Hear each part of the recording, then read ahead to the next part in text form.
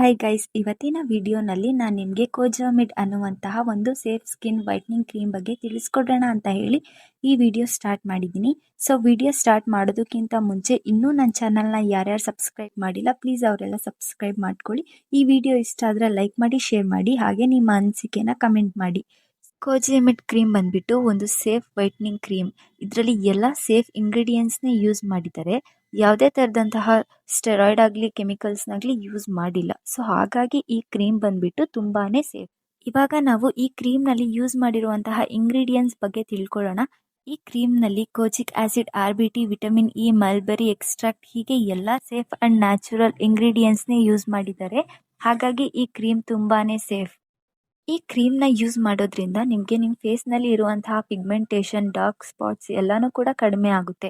ಹಾಗೆ ನಿಮ್ಮ ಫೇಸ್ನಲ್ಲಿ pimples, marks ಏನಾದರೂ ಇದ್ದರೆ ಅದನ್ನು ಕೂಡ ರಿಮೂವ್ ಮಾಡೋಕ್ಕೆ ಈ ಕ್ರೀಮ್ ಹೆಲ್ಪ್ ಮಾಡುತ್ತೆ.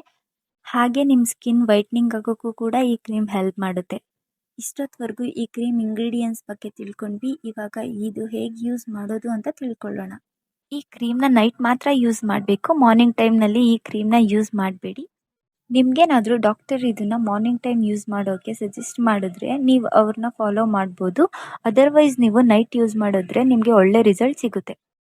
ನೈಟ್ ಮಲ್ಗೋದಕ್ಕಿಂತ ಮುಂಚೆ ಯಾವುದೇ ಫೇಸ್ ವಾಶ್ ಅಥವಾ ಸೋಪ್ನಿಂದ ನಿಮ್ಮ ಫೇಸ್ನ ಚೆನ್ನಾಗಿ ವಾಶ್ ಮಾಡ್ಕೊಳ್ಳಿ.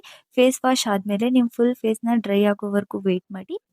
ನಿಮ್ಮ ಫುಲ್ ಫೇಸ್ ಡ್ರೈ ಆದಮೇಲೆ ಈ ಕ್ರೀಮ್ನ ಸ್ವಲ್ಪ ಕ್ವಾಂಟಿಟಿಲಿ ತೊಗೊಂಡು ಫುಲ್ ಫೇಸ್ಗೆ ಅಪ್ಲೈ ಮಾಡ್ಬೋದು. ಅಥವಾ ನಿಮಗೆ ಎಲ್ಲಿ ಪಿಗ್ಮೆಂಟೇಷನ್ ಇದೆ ಅಲ್ಲಿ ಮಾತ್ರ ಅಪ್ಲೈ ಮಾಡ್ಕೋಬೋದು.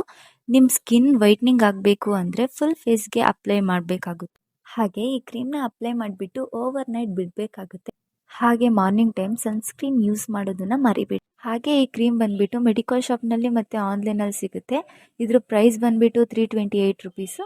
ನೀವು ಆನ್ಲೈನಲ್ಲಿ ಪರ್ಚೇಸ್ ಮಾಡಿದ್ರೆ ಡಿಸ್ಕೌಂಟ್ನಲ್ಲಿ ಸಿಗುತ್ತೆ.